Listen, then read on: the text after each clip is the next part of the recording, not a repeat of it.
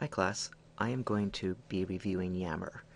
Yammer is a social network, an enterprise social network for collaboration. It's usually within a certain domain or a network of users. A lot of companies are apparently using it.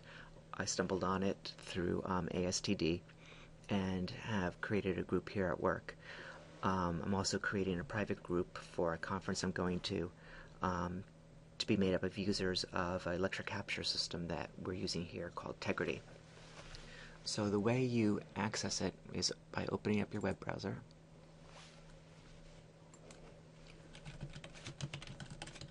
going to yammer.com, and here I am in my Tegrity user community of practice. First, I'm going to show you the one I'm using at work. I am working with somebody from our IT department, and I thought this might be, a nice way to have the two of us collaborate, since I'm very much a morning person and usually get in at 7 or earlier. She is not, and usually stays till 8 or 9 at night, so we're kind of like two ships passing. So instead of having conversations when I just get home or she's just waking up, we figured this might be a nice way to share information. I'm also not really a big fan of Google Docs, just because I haven't gotten into it. I'm not familiar with it, and it's just awkward for me. So I thought this would be a nice product to use. It's similar to a lot of other social networking sites in that there's a main area where there's a feed of the conversation. So you can see here, we've been posting information about Blackboard Collaborate product information and what we're doing. So we've been sharing files, updating the key people in our project, some project management information, etc.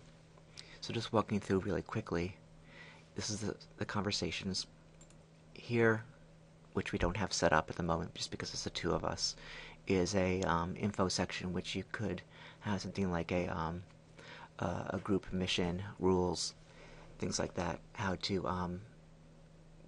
people can enroll, or you can invite people. We're also sharing files here. Like I said, we had a list of key people for this project, an invitation we're going to be sending out to the faculty that we've been working on, some project management information, an introduction to the product. In the notes, Rita did put up a note, which really should have been in the file section, but we're still kind of working through how to use this. Up here, there are apps that you can use with this product. As you can see, there's several of them. I'm sure they're going to be changing. You can have it work on your phone. You have an iPhone or a BlackBerry. There's different things like calendars, Hootsuite, Ifit, different things like that. We haven't really used those just because for me, it's a smaller project, and it's not something that we really need to get into. But you could try these if you wanted. You have the ability to edit your profile. For me, it is my information at work. In the section, it lists all the feeds or the conversations you've been involved with, the groups I'm in, the people I'm following, mostly coworkers, the groups I'm in. I've also created this Tegrity user community of practice, which I'm trying to put together. Since I'm going to be doing a talk in next month, I thought it might be having this Yammer group might be a nice way to carry the conversation beyond that 45-minute talk and that one location in Boston.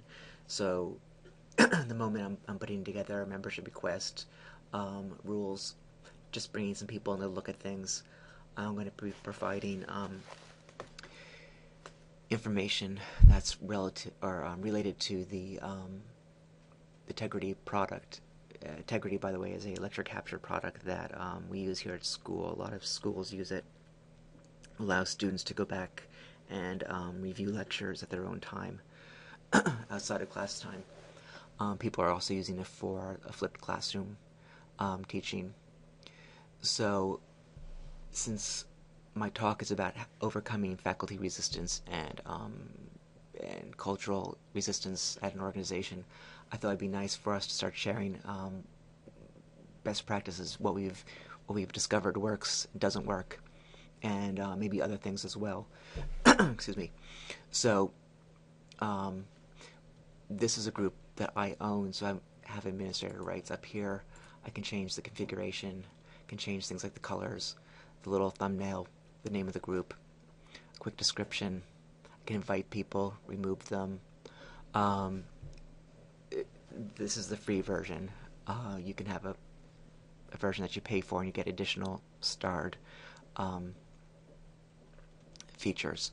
One thing that I wish it did have was an RSS feed, but that's okay. You know, it does send out emails on a regular basis, so that's almost as good, especially if it's not being, used as much as it might, some other groups might be.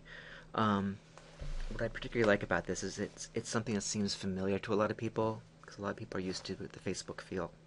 It also allows people to work in an asynchronous way, which for me, particularly with my one coworker, is great, and also with this Tegrity user community practice I'm putting together, since there'll be people all over the country, maybe even world, that'll be part of this. It'll be nice to be able to have them contribute as they want, or access the content. It's also private, which is nice because, at least for work, I don't want everybody knowing what my coworker and I are doing um, until we're ready to let them know.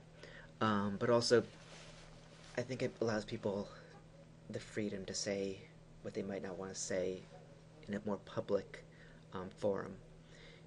Especially when we're talking about, with my case, overcoming faculty resistance. I might be talking about certain types of difficult people.